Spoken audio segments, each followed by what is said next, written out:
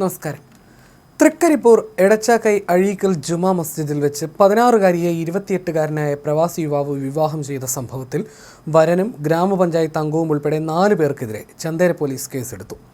പഠന സ്വദേശിയായ പ്രവാസി ഷാബിർ ഷെയ്ഖ്, പെൺകുട്ടിയുടെ പിതാവ്, വിവാഹത്തിന് കാർമ്മികത്വം വഹിച്ച ഉസ്താദ് റഹ്മത്തുള്ള, പഠന ഗ്രാമപഞ്ചായത്ത് അംഗവും മസ്ജിദ് സെക്രട്ടറിയുമായ PK താജുദ്ദീൻ എന്നിവർക്കെതിരെയാണ് നിയമ നടപടി. വരൻ ഉൾപ്പെടെ 4 പേർക്കെതിരെയാണ് കോടതി നിർദ്ദേശപ്രകാരം ചന്തേര പോലീസ് കേസെടുത്തത്. ഈ മാസം 13-നാണ് എടച്ചാക്കൈ അഴീക്കൽ ജുമാ മസ്ജിദിൽ വിവാഹം നടന്നത്. ദക്ഷിണ കൊറിയയിൽ ജോലി ചെയ്യുന്ന 28-കാരനായ സാബിർ ഷെയ്ഖ് 16-കാരിയെ വിവാഹം കഴിക്കുകയായിരുന്നു. ചൈൽഡ് ലൈനിൽ ചിലർ വിവരം നൽകിയതോടെ അന്വേഷണമുണ്ടായി. ബാലവിവാഹ നിരോധന ഓഫീസർ നടത്തിയ അന്വേഷണത്തിൽ ശൈശവ വിവാഹം നടന്നതായി കണ്ടെത്തി.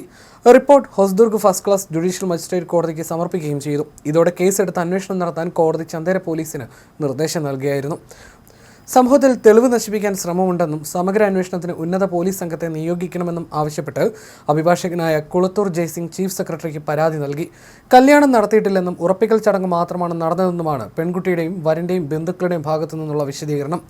വിവാഹം നടത്തിയത് സംബന്ധിച്ച് ദൃശ്യങ്ങളും രേഖകളും കണ്ടെത്താനുള്ള ശ്രമത്തിലാണ് പോലീസ്.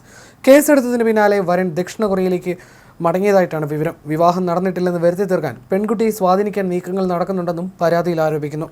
നിലവിലെ പോലീസ് അന്വേഷണം കുറ്റക്കാരെ സംരക്ഷിക്കുന്ന രീതിയിലാണെന്നും ഉന്നത തലത്തിലുള്ള ഇടപെടലുകൾ വഴി നീതി ഉറപ്പാക്കണമെന്നും അദ്ദേഹം ആവശ്യപ്പെട്ടു. ശൈശവ വിവാഹവുമായി ബന്ധപ്പെട്ട തെളിവുകൾ നശിപ്പിക്കാൻ ശ്രമം നടക്കുന്നുണ്ടെന്നും അതിനാൽ ശക്തമായ മേൽനോട്ടത്തിൽ കേസ് അന്വേഷിക്കണമെന്നുമാണ് പരാതിക്കാരൻ ആവശ്യപ്പെടുന്നത്.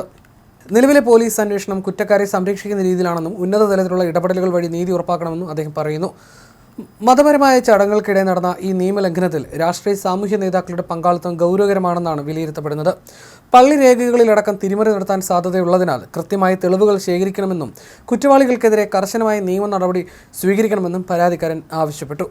പഠന പഞ്ചായത്ത് സ്വദേശിയും പ്രവാസിയുമാണ് വരൻ. ഏപ്രിൽ 13-ന് ഉസ്താദിന്റെ കാർമ്മികത്വത്തിലാണ് വിവാഹ ചടങ്ങ് നടന്നത്. ശൈശവ വിവാഹത്തിന് പള്ളി കമ്മിറ്റി ഒത്താശ ചെയ്തു കൊടുത്തുവെന്ന് നാട്ടുകാർ കാസർഗോഡ് ചൈൽഡ് ലൈനിൽ പരാതിപ്പെടുകയായിരുന്നു. തുടർന്ന് ജില്ലാ ശിശുക്ഷേമ വികസന വകുപ്പിന്റെ കീഴിലുള്ള ശൈശവ വിവാഹ നിരോധന ഓഫീസറുടെ നേതൃത്വത്തിൽ അന്വേഷണം നടന്നു. തുടർന്നാണ് പോലീസ് കേസെടുത്തത്.